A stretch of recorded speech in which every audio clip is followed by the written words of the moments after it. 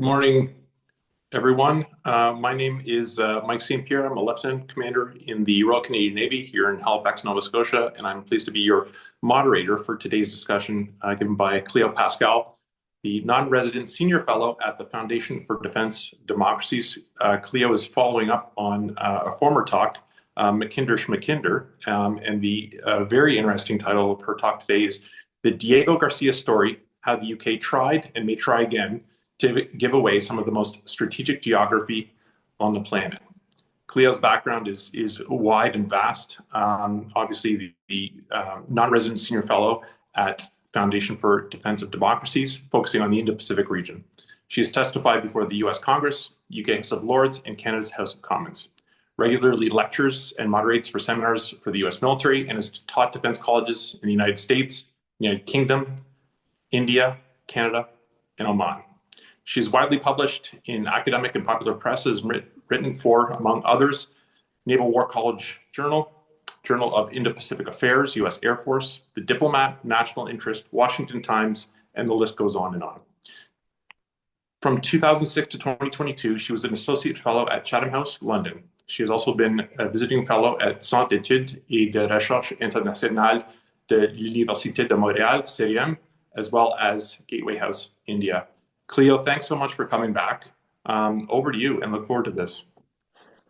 Thank you very much. This is even more daunting than last time because there is a very modest group of people in the audience. They are much more than how they've introduced themselves. So this is going from being a master's defense to a thesis defense, PhD defense sort of tense situation.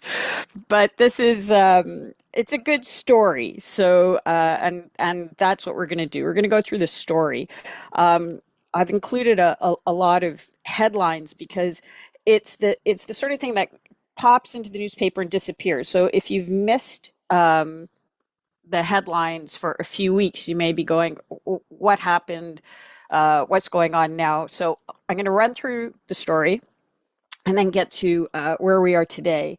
For me, the public part of this story started a year ago, May, when I was asked to testify before the UK House of Lords on this topic. There's been a lot of concern within the House of Lords, interestingly, about how this could possibly happen. And they've been very instrumental in trying to forestall it. And they bought a lot of time very critically. So I'll go through it and I'll stop it around that point to explain what my contribution to it was, very small at that point. So I'm going to share the presentation. For those who haven't been following it as closely, there's two different terms for the geography we're going to talk about that needs to just be made clear at the beginning. One is the Chagos archipelago, which is a big, long string of islands. And one of those is the Diego Garcia atoll within the Chagos archipelago. So this has been, the U.S. headlines have been very much focused on Diego Garcia, but a big part of the security geography of Diego Garcia is that they are embedded within this larger archipelago, which acts like a defensive moat around Diego Garcia. So we'll use these terms, Chagos archipelago and Diego Garcia, to talk specifically about where the base is. But let's first start about how we got here. So in the late 18th century, the French established coconut plantations using enslaved Africans who were forcibly brought over and afterwards indentured Indians. I'll read through, most of this stuff isn't words, but I'll read through this in case it's difficult for people to see on the screen. Then 1814, Treaty of Paris, France cedes Mauritius and its dependencies, including Chagos, to Britain. They were administered as a whole, right? They weren't the same. The people of Chagos are linguistically, culturally, ethnically different than Mauritius, but they were administered from Mauritius. In 1965, the UK created the British Indian Ocean Territory, BIOT, by detaching Chagos from Mauritius and Mauritius was going independent and gave Mauritius about £3 million in compensation. In the late 1960s and early 1970s, there was the forced expulsion of around 2,000 Chagosians. All of the Chagosians were kicked off their islands. Many went to Mauritius, some went to the Seychelles, some went to the UK. Around 2000, the UK High Court found that that expulsion was illegal. In 2002, the Chagosians were extended full British citizenship, including the first generation that was born in exile. And by 20 years later, all descendants of the Chagosians who were expelled were given full British citizenship if they wanted. There was at the same time a whole series of court cases going on between 2017 2019, the UN General Assembly and International Court of Justice put out advisory opinions to declare that the UK administration was unlawful and called for Chagos to be returned to Mauritius. There are questions about those findings. We'll get into it a little bit more later. But that was at least part of the justification for the handover. We'll get to that, whether it was legitimate later.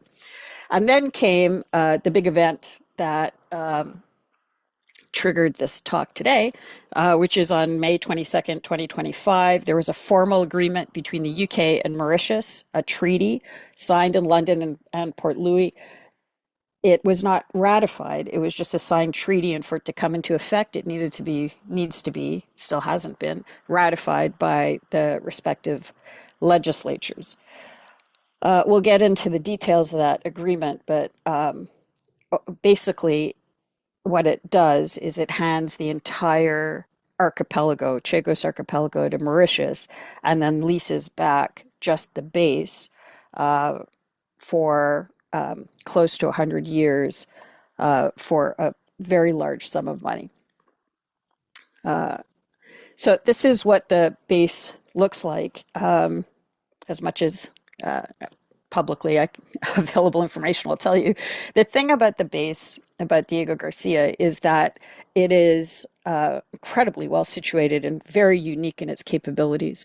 So you can port aircraft carriers, you can launch strategic bombers, you can refuel nuclear submarines. It's been called the footprint of freedom in the Indian Ocean. It's a place from which the U.S. can project power. This is a joint base. The UK contingent is small, but it has all sorts of SIGINT capabilities, as you can imagine. It is secure. It's on UK sovereign territory, so you don't have some of the issues that you might otherwise. In the recent conflict with Iran, Iran tried to launch a missile towards it, didn't manage to get there. Its location means that it gives the UK and the US the ability to range the Middle East, the west coast of Africa. It gives some oversight over the entry into the Indian Ocean from the Pacific Ocean. It's a really, really important base, and there are people on this call who know that better than I do. So, what happened? There was a statement made by the British government. The Defense Secretary, who has since resigned, John Healey, told MPs that without this deal, within weeks, we could face losing legal rulings, and within just a few years, the base would become inoperable. That was the justification for acting quickly on the ratification of the treaty. Healey said there's a range of international legal challenges and rulings against us. The most proximate and most potentially serious is the Tribunal of the International Convention of the Sea. Problem with that is that when you start looking at those specific pieces of legislation, you see that that may not actually have been the case. There are carve-outs for things involving military activities. So apparently, ITLOs or similar tribunals are prevented from adjudicating disputes involving military operations at Diego Garcia. Similarly, in terms of the ICJ, the UK has a reservation that excludes disputes with other Commonwealth countries, which Mauritius is, and Mauritius threatened to leave the Commonwealth over this, but then the UK amended its reservation to cover disputes with current or former Commonwealth states, which closed that loophole as well.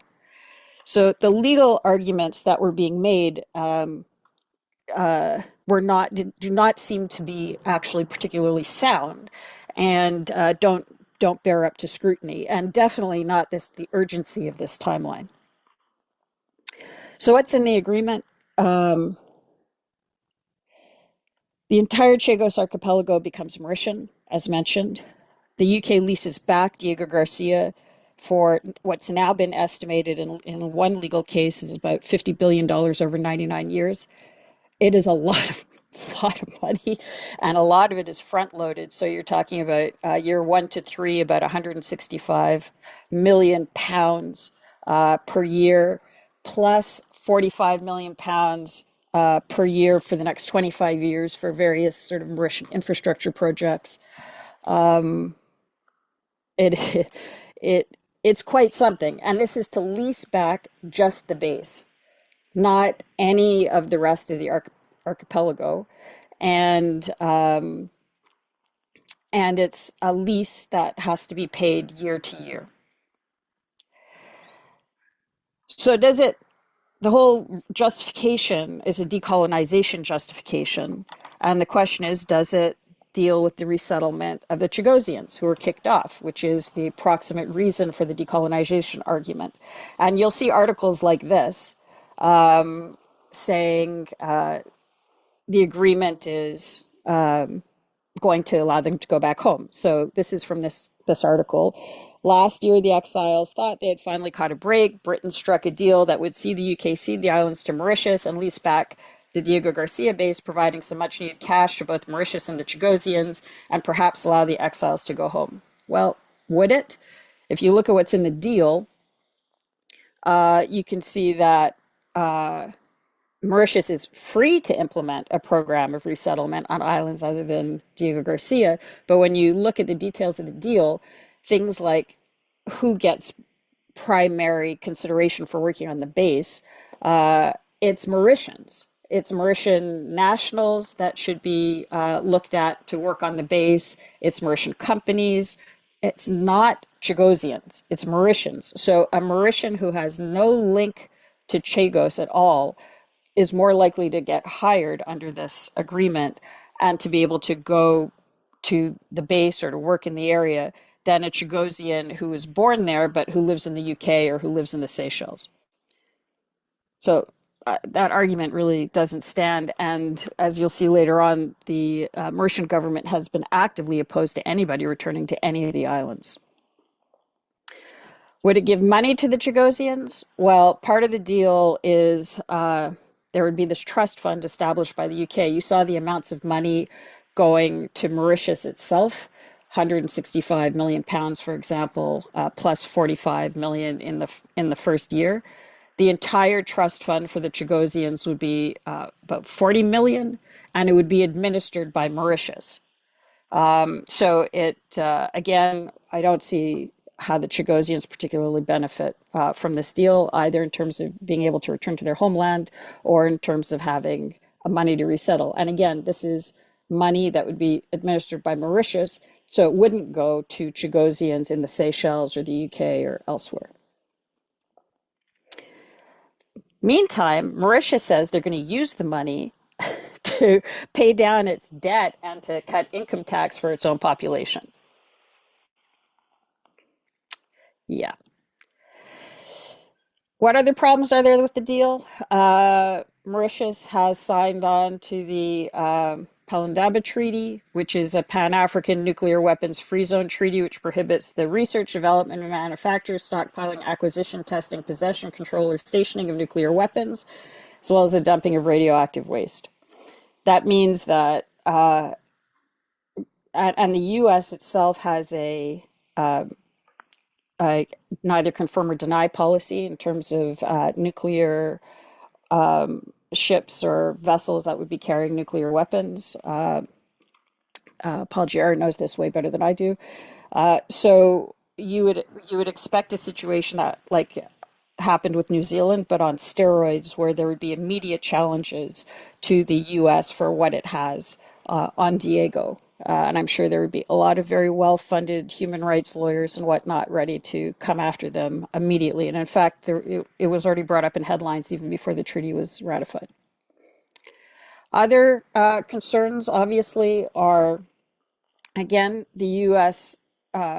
Base, U.S. UK base would stay on Diego, but the whole rest of the archipelago would go to Mauritius, and so you very likely see Chinese resorts on one of the islands nearby, Chinese fishing vessels. Right now, the whole area is one of the most pristine maritime environments on the planet. That would likely eventually be opened up for fishing, for deep sea mining. Chinese research vessels would be coming through the water. The One of the questions I was asked at the hearing, the House of Lords hearing, was how could Mauritius and the UK protect the maritime environment? Because Mauritius, of course, doesn't really have a particularly big navy, and I think they were expecting me to talk about the concerns with the Mauritius ability to patrol the waters.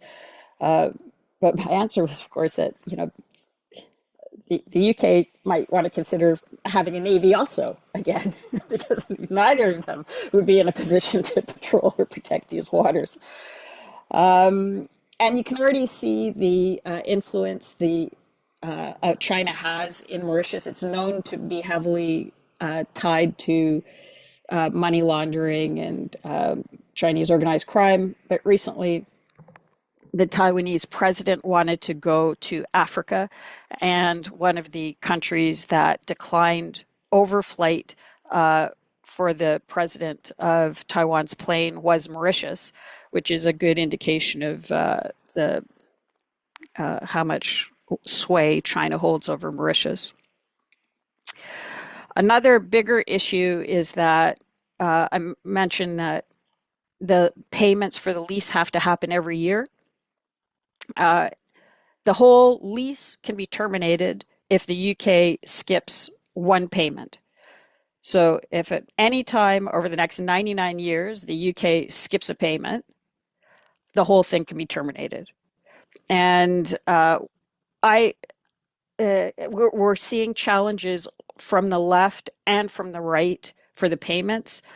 From the right, it's this sort of thing. Why we don't have any money anyway? Why are we paying down somebody else's debt and taxes? And from the left, why are we paying to militarize? Why are we paying for a U.S. base to militarize the Indian Ocean? I would expect both of those cognitive warfare narratives to be supercharged by external money that want justification for these payments to stop and the lease to be terminated. There are known legal traps within this agreement that make me think it's not accidental, and that this agreement was not designed to last. What was the initial U.S. congressional response when this treaty first came out? Then Senator Marco Rubio said the deal would provide an opportunity for Communist China to gain valuable intelligence on our naval support facility in Mauritius and pose a serious threat to our national security interests in the Indian Ocean and threaten critical U.S. military posture in the region. Representative Mike Waltz, who has also gone on to bigger and better things, said, should the UK cede control of the Chagos to Mauritius, I have no doubt that China will take advantage of the resulting vacuum. And Senator John Kennedy, who's been a rock star on this topic, called the deal sell deep stupid and said that Xi Jinping was happy as a gopher in soft dirt. So not popular among members of Congress. However, the same Marco Rubio's State Department declared support for the deal in May of 2025, which confused a lot of people, and we can get to some reasons for that perhaps in the Q&A. Interestingly, the same kind of international community that was saying that they needed the deal to decolonize, when they took a look at the actual deal, said, you know what, maybe this doesn't meet the concerns of human rights issues. And the UN Human Rights Office said that the agreement raised concerns over Chagosian people's rights. This was an unexpected hit from the international community, but factually accurate, as we've seen from if you actually take a look at the contents of the deal. And at the same time, the House of Lords was trying to stop it.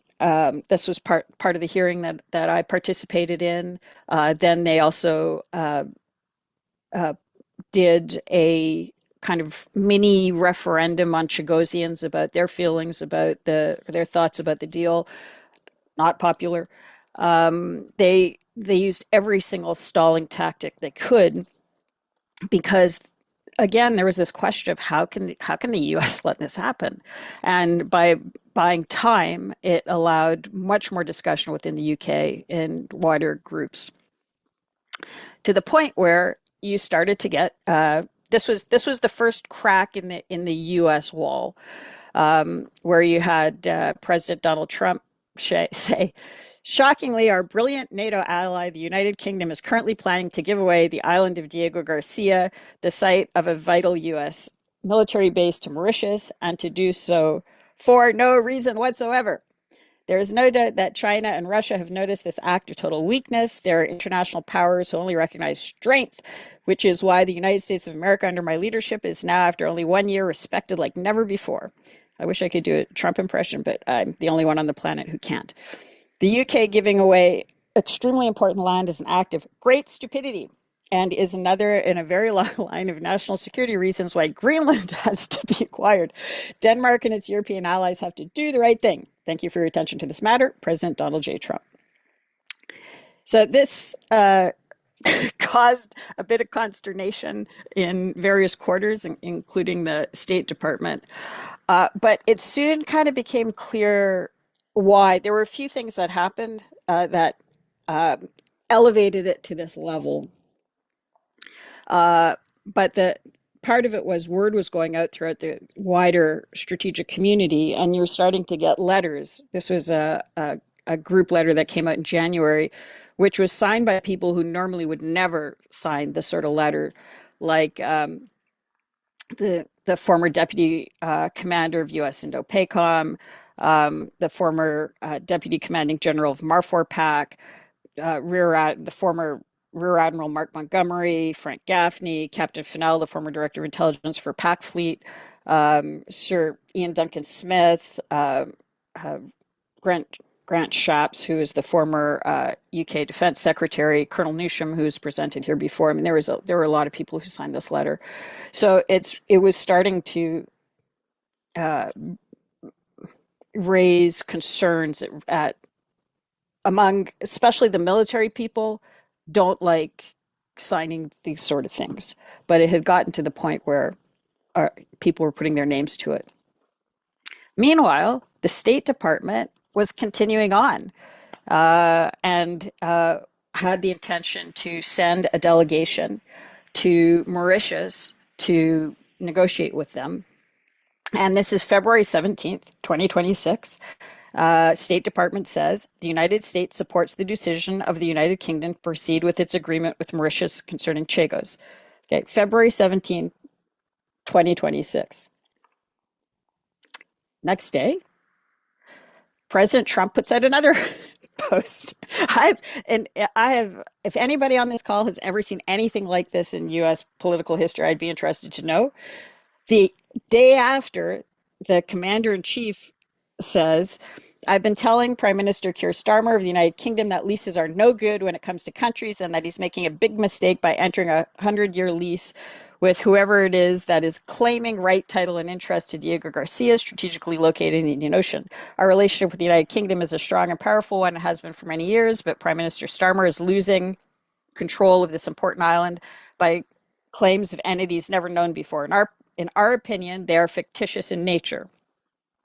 And it goes on. Prime Minister Starmer should not lose control for any reason of Diego Garcia. The land should not be taken away from the United Kingdom. And he ends with, do not give away Diego Garcia. So this is the day after the State Department said that this was a good deal and they supported the deal. So something's up. What had what happened, at least in part, was the UK had denied the US access to use Diego Garcia in the lead up to the Iran conflict. And so suddenly it got elevated. This decision got elevated to the point where people who may not have been aware of it suddenly were aware not just of the crucial nature of Diego Garcia, but that the UK was holding a veto over US planning, and that if and that there was the potential for that veto then to be extended to Mauritius as well. So it's possible in some ways that who knows what the ultimate result of the Iran war will be. But it's possible that one unexpected positive outcome is that it nuked the handing of Diego Garcia to Mauritius, which I think probably would have been a very serious long-term problem. Meanwhile, all of the confusion resulted in others making statements about their interests.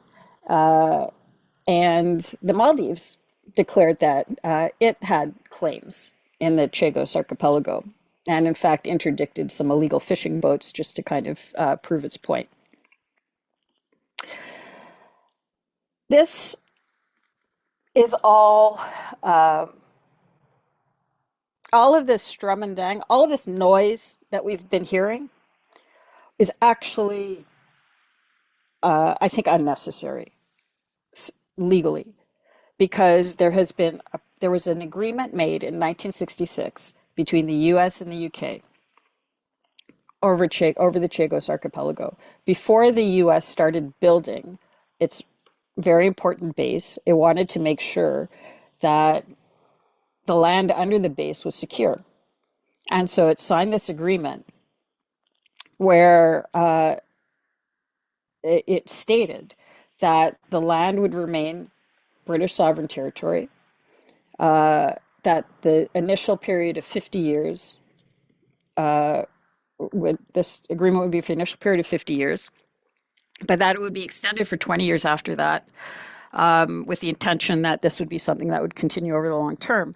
So that brings us to 2036. So there is actually an existing agreement between the US and the UK that the land would stay British until 2036.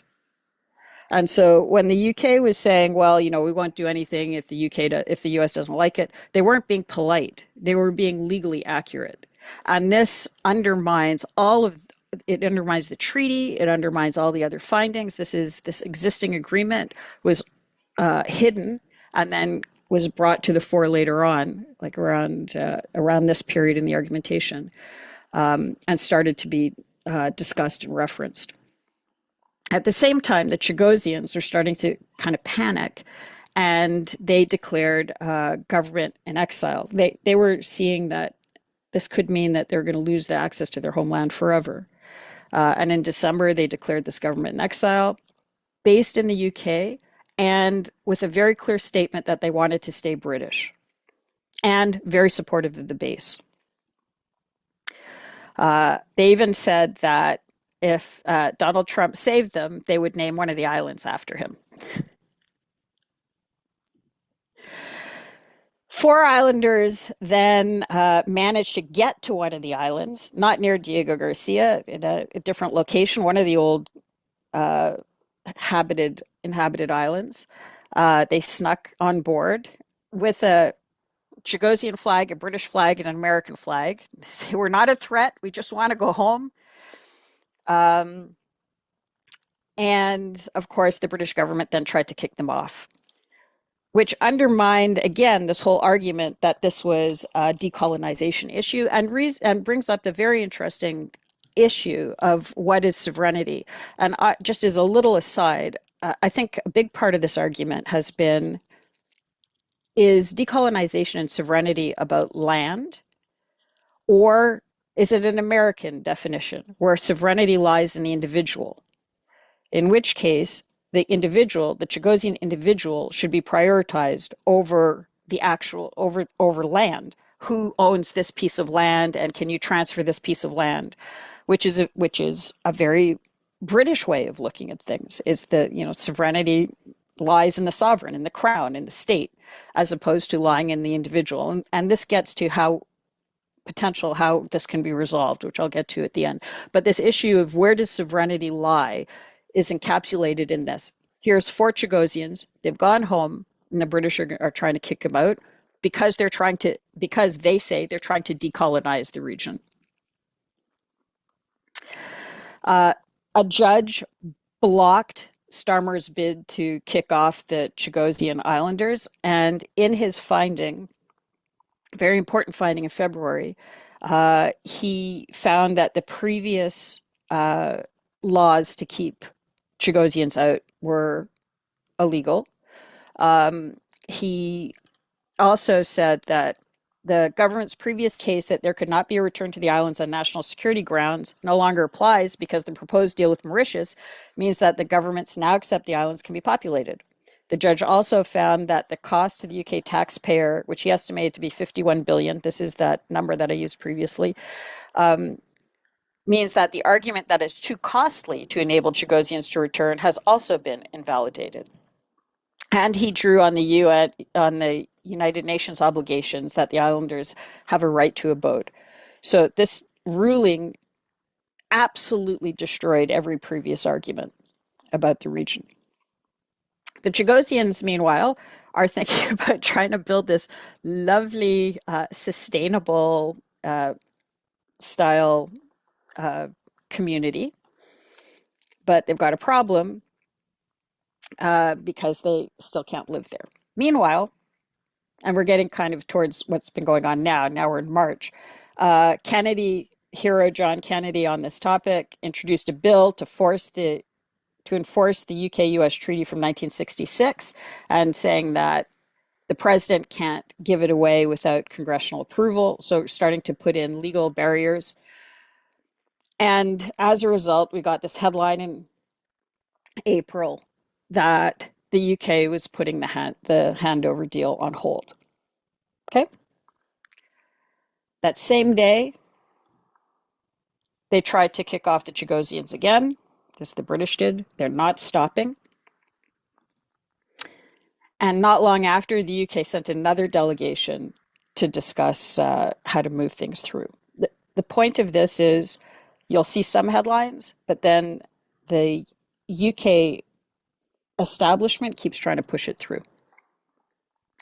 The most recent thing you're seeing on the US side, and this is from early June, is Trump is talking about potentially buying Chagos. But this headline says buying Chagos from Mauritius, which means that it would be an acceptance of the UK transferring it to Mauritius. If the UK transfers it to Mauritius and Mauritius has possession, there's nothing to guarantee that after that they will say, whoops, sorry, we're not going to sell it to you. So this is the indication to me that there's still elements at play that are going to try to continue with this transfer. That's why Kennedy is trying to block it on the US side, and the peers are also trying to introduce legislation to block it on the UK side. All right, this brings us to this week. Kier Starmer has just resigned, or he will resign in September. So the question is, does that change anything? The next day, Lord Hermer, who's Attorney General, said that they're determined to see the deal signed. Okay. So Prime Minister said he's going to resign. The Attorney General says we're still going to see it through. This is yesterday. So who is Lord Hermer? We've been focusing on Starmer, but who are the people around Starmer, and this is the last section of the presentation, that have been pushing for this deal? And what does it tell us about whether they're going to back off or not? The Attorney General, UK's Attorney General,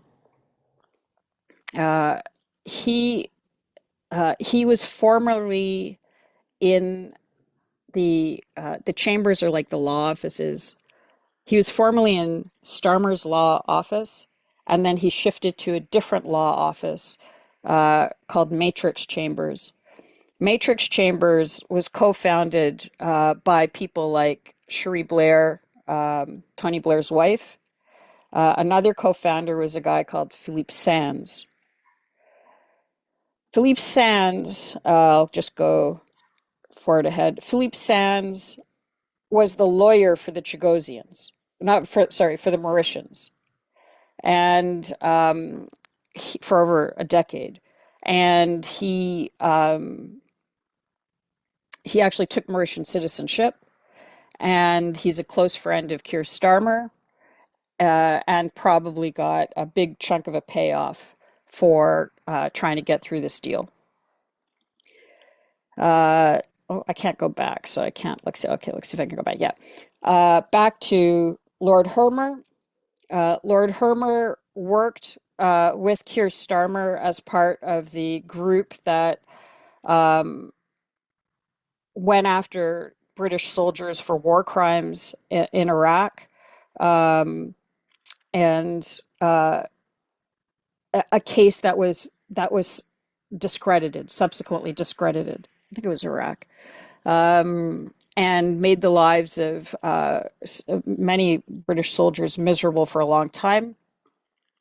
After he became Attorney General, he was also involved in payout to one of his former clients, who is held in Guantanamo before he took office. This is a very odd choice for somebody to be Attorney General, but it's indicative of the sort of human rights kind of lawyers that came into the Starmer government, many of whom made big chunks of their career off of suing the British government. Mandelson, Lord Peter Mandelson, was the UK ambassador to the US, and one of his primary tasks was selling the Chagos handover to the Americans. He has since had to resign because of his connection to the Epstein files and the Chagos negotiations, and he's been arrested. The current national security advisor in the UK is a guy called Jonathan Powell.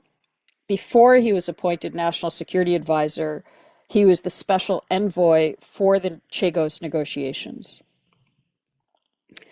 He and his consulting company have had a lot of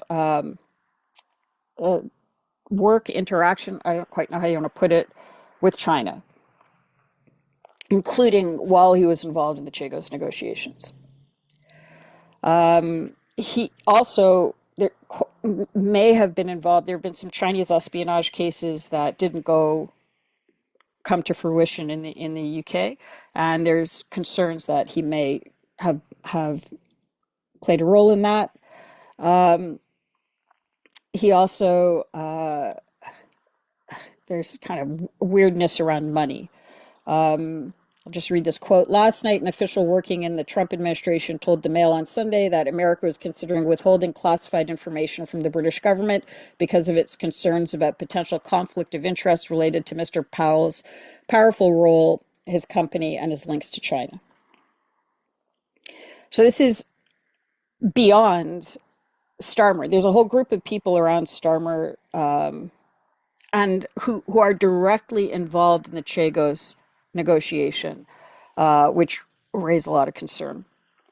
On the Mauritian side, you have like pretty dodgy prime ministers. Mauritius ex-prime minister bailed after suitcases of cash arrest. Ex-prime minister of Mauritius under investigation by a UK anti-corruption unit. One of them, I can't remember which, had a bunch of British visas, blank British visas found in their properties or properties affiliated with them. And these are the guys who are negotiating with Powell. So there's the Mauritian prime minister and Powell, over whom the U.S. had security concerns, negotiating to hand over a critical U.S. base to Mauritius in 2024. So what do you do about it? I'm going back to this issue of sovereignty, the individual, strategic, territorial, all that stuff, and goes back to a little bit of what we talked about the last time I was here. The U.S. actually had a very similar problem in the center of the Pacific after World War II, where there were all of these islands that were part of a Japanese mandate and then became a UN trust territory. They needed to be decolonized, but they were strategically incredibly important. This is what's now the Marianas, Palau, Federated States of Micronesia, Marshall Islands. What the U.S. did was it set up a Congress of Micronesia, and it gave everybody there the right to vote on their future. And the end result was one part of it joined the U.S., Commonwealth of Northern Marianas. 3 of them went independent, Palau, Federated States of Micronesia, Marshall Islands, and signed compacts of free association with the U.S., which gave the U.S. exclusive defense and security rights and responsibilities over the area. So you satisfied the sovereignty of the individual question and the security concern question. So I would argue that what do you do now? Finally, you have to ask the Chagosians what they want. You have the referendum. And I suspect, see what the questions are, but so far, very clearly they would want to stay British over becoming part of Mauritius, and possibly if the Brits want out, perhaps become a U.S. territory or something like that. But for me, if you want legitimacy of outcome, it has to start with sovereignty of the individual and asking the Chagosians what they want. And I suspect becoming a distant outpost of a pro-Chinese vassal state, whether that's Mauritius or the UK, is probably not what they would want as an outcome. And that's it. Thank you.